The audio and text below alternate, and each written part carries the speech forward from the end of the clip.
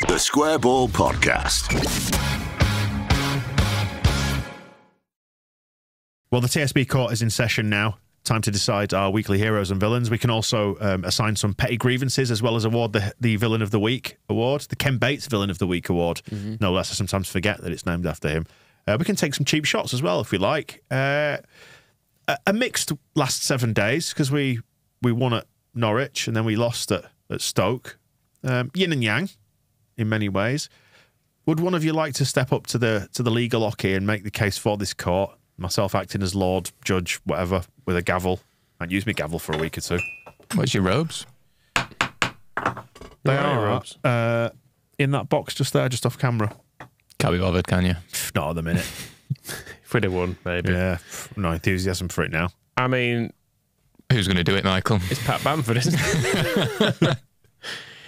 I feel like there's not going to be many objections to it. I do like Jake from Florida, Pat Bamford. He has no ice in his veins, just red hot lava. And likewise, Alice. Selfish, can't score. Don't harass his dog. Just get him off the pitch. Did you know that the floor is lava?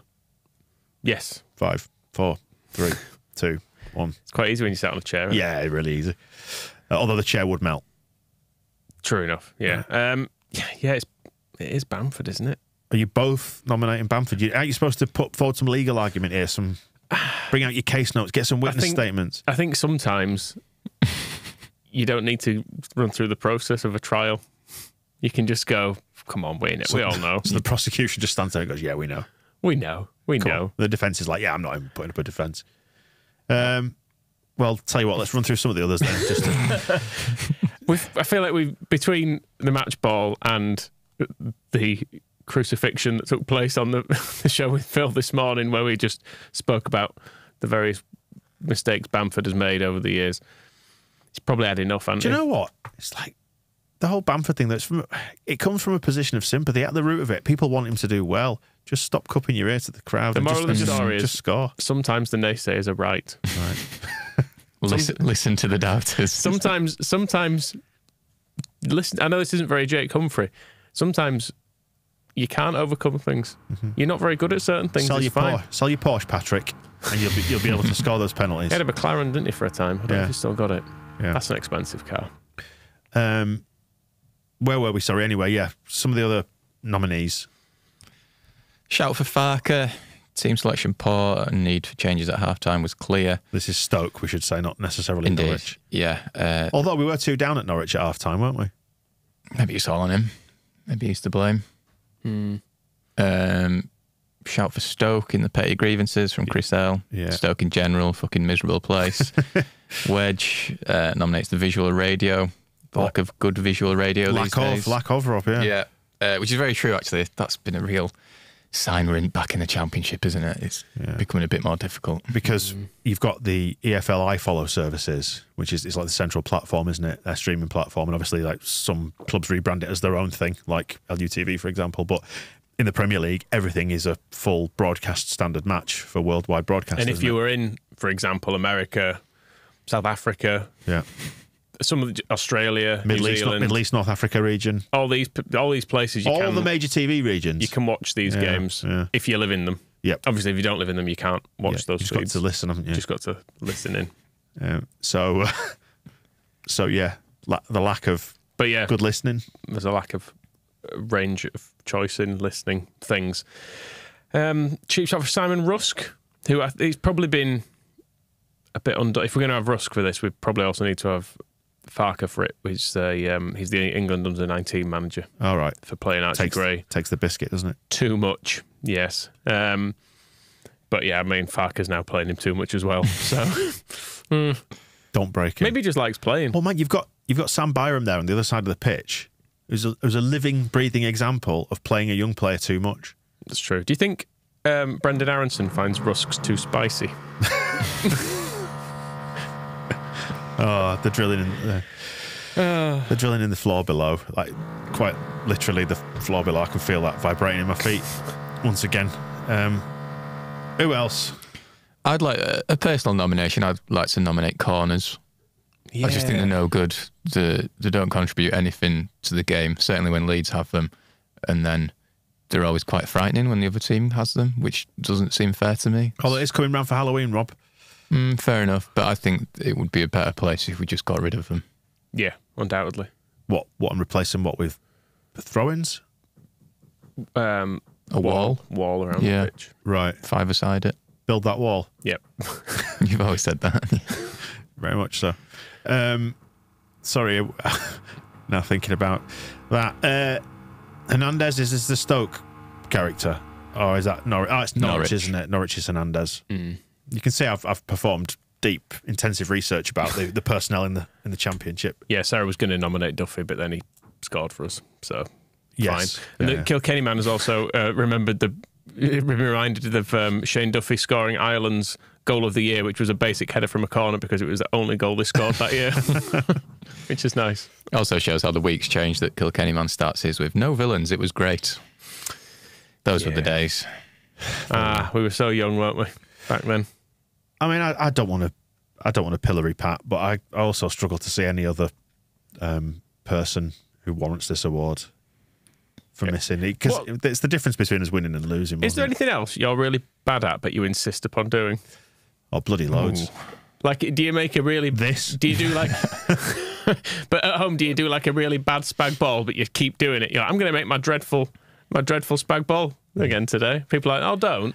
Oh, I mean, it's quite hard to make a dreadful spag ball if you're just pouring the contents out of a tin, isn't it? Or a bottle or a jar. I'm trying to, Guess how much? Just let me little spag ball related quiz question for you. Spotted by my wife at Morrison's this week. Big jar of Lloyd Grossman's bolognese sauce. Guess how much? Grossman. He strikes me as a man with expensive taste. He's got quite a lifestyle to maintain. £3. Rob, what do you reckon, higher or lower than that? £3.29. Nothing £3. I'll go £3.30. I think it's more expensive. I think I'm more of a Dolmio guy, and I feel like that's because it's cheap. Dolmio I find a bit sweet and a bit sugary. Why are people buying sauces? You just use tinned tomatoes and herbs. Surely. Spoken like a true Yorkshireman. You're very much on brand, aren't you? Yeah, but you just tip some oregano into some tomatoes and go, there you go, kid, shut up. You can actually buy, I get from Costco, the enormous pots of called Italian seasoning. Right. It's just got basil, oregano, stuff in it. Do you just bulk buy everything in your life? Correct.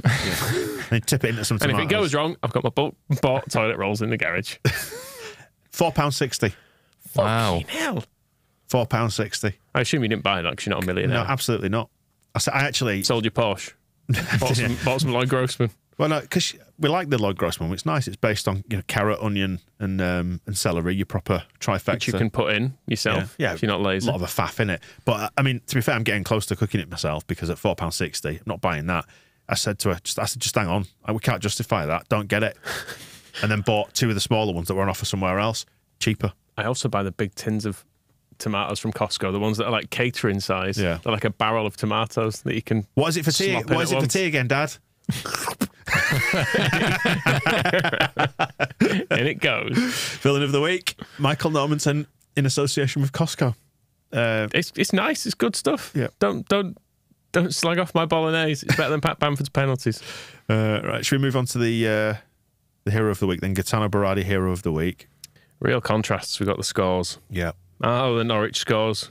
A lovely day. Yeah, great. Everyone's happy. The lowest score on there was Luke Ayling and Cooper down the bottom, 5.73, 5.75. They only came on for like the last minutes. Yeah. Everybody else 6 and above.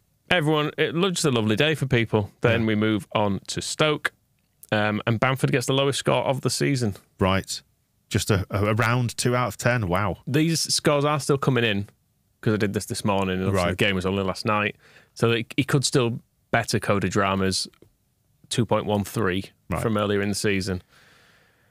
But 2 ain't good. He was better than Drama that game, wasn't he? That's the only nice thing I can say about him today. Pat did win the penalty. Yeah. And he set up that chance for Somerville. They should have let him shoot. He wouldn't have... etc., etc. Farker's lowest score as well, and Ampadu and Gray with their lowest scores of the season. Oh, Ampadu was fine. He was fine, but it's his lowest of the season still. Yeah, I guess the outcome there has lowered the score for everybody. Only Meslier, Somerville, and then Ruto have scored above 6. Georgie getting 6.76 out of 10 so far. Scored by our TSB Plus members, which means that Ampadu is still out in front, though, for player of the season. And Gruev, bin, 3.61. Oh, dear me. He was the second Time worst. to sell him? Yeah, undoubtedly so. Right, so we'll factor all that in then when it comes to awarding the Gaetano Berardi Hero of the Week. We can give out some formal commendations. We can doff the cap if we want. Who's going to step up to the legal oche and deliver some legal darts? Do you want to go, Michael? I think it's Patrick Bamford. No, I don't. It's Somerville who should have taken the penalty. Right. I thought he was incredibly good against Norwich and he sort of turned the game yesterday, I thought, as well. He had quite an impact when he came on. Yeah. Just that thing he does where he gets the ball and shoots really quickly is dead useful. And I feel like we were really missing that yesterday. Just someone, and he sometimes comes off as greedy, as Jelly has mentioned, actually. He's a greedy little bastard, but that's probably because he's pretty good. And that is true. Like, there are times when you're kind of going, oh, could he have looked for the pass there? But then... Which you might have thought with that winner against Norwich, but then when he went through and just pinged it in early... Well, he said, didn't mind looking foolish as I screamed, square the fucking ball, as he cut in and rolled it in the bottom corner. And it's his birthday this week as well. So it'll be a few days after this comes out. So on the 30th of October, he will turn 22 years old. Yes. And where will he be spending it, do you think? As Sam Not Byram says, he deserves to fly home for his birthday, FaceTime Jesse and give him the finger for ever doubting him. Because we play Huddersfield at lunchtime on Saturday. Would it be beyond all possibility that he takes a quick flight out back to the Netherlands for his birthday on Monday? Could get the ferry. Could get the ferry. Yeah. I think footballers love ferries, don't they? That ferry set lifestyle that they have. You can't give off the hovercraft. Have you ever done the overnight ferry out to like Rotterdam or whatever? No, I haven't actually. I don't have good sea legs for it. I'm a persistent vomiter on all forms of transport. And indeed after any drink. Yeah, the old... it gets a bit sort of fighty as well, I think, does that one from Hull. Oh, does it? Well, you know what they're like in Hull, don't you? Fair enough. The herbs of Amsterdam not relaxing people enough on the journey. Absolutely not. Go on then, Rob. Give us an argument that it's not Crescencio Somerville. I mean, there's not a great deal, is there? There's a few shouts for Farke from the Norwich game, which was, as Paul Gascoigne says, Farke, whose balls out the window substitutions were an absolute pleasure to watch. I fucking love the guy. But last night kind of spoilt it a little bit, I guess. So given what we were chatting about over on the weekly show, I think Marco's shout for the Rats probably has cheered me up more than most things this week. Lewis, Jack and Tyler making me smile as much as Leeds United. Well played, boys. Well played. Which, yeah, that seems fair. Although, having said that, Wisconsin Todd, little scum bastard, Dan James, maybe another good shout. He was good again at the weekend. Feels like more like a formal commendation territory to me rather than the Hero of the Week. He's not hit the dizzy heights of Somerville by bagging all those goals, has he? That's fair. There's also a shout for Alan Forshaw from Philip for that late shot, which went exactly as we all expected. Again, that's doff of the cap, is that, isn't it? For well done for knowing you. There's the Alan Forshaw we recognise. Which is, who butters your bread and all that. We didn't actually mention Jack Stroke Jackie, did we, in the Lone Rat roundup? But he's on his way back down as well, isn't he, with pending points deduction? Yeah. It feels like, I know we very much revel in the misery of everybody else. I'm just going to pull up the Premier League table, see what that would do to the table as it stands at the minute. That we're going to be spoilt for choice a little bit because we need Bournemouth to come down because of all the crossover rattage that's happened there. Sheffield United, obviously, for obvious reasons, Eki and it's Sheffield United and, shut up. I kind of want Luton to stay up now. You actually love Angus Kinnear? No, just because I feel like if we were to make it back up somehow, so we've had the drilling now. Fire alarm's going off, and the drilling. The players drilled into the fire alarm. I thought someone's going to walk in with an air horn in a minute just to finish this off. But yeah, I'd quite like, because if it means Everton go down, who are just one above Luton at the minute, I wouldn't mind. I'd be fine with Luton staying up. Yeah, because they're not going to be a massive threat to us in the future if we were to go up. They'd probably stay up at our expense, wouldn't they, or something like that. It'd be nice to have a big Leeds reunion with them next year with Ross Barkley and Andros Townsend and all that. So why not? And that kid behind the goal, annoyed at Pat Bamford. Imagine if like Luton stayed up, having got about 17 points. Because there could be a record low this season, the way that Sheffield United are going. I didn't one point in 9 games. What's that? Is that a quarter of the season? I didn't think anyone would ever beat Derby got 11, didn't they? Yeah. Which I thought was unbeatable, because I always thought, well, even if you were like a League One team playing Premier League teams 38 times, you'd probably expect to get more than that. But I'm just going to work out. They're on track at Sheffield United. So 1 divided by 9 equals 38. Yeah. Put that in brackets, and then we'll times 38. They're on for 4.222222 points this season, based on their points per game so far. And that far. might be the most in the city.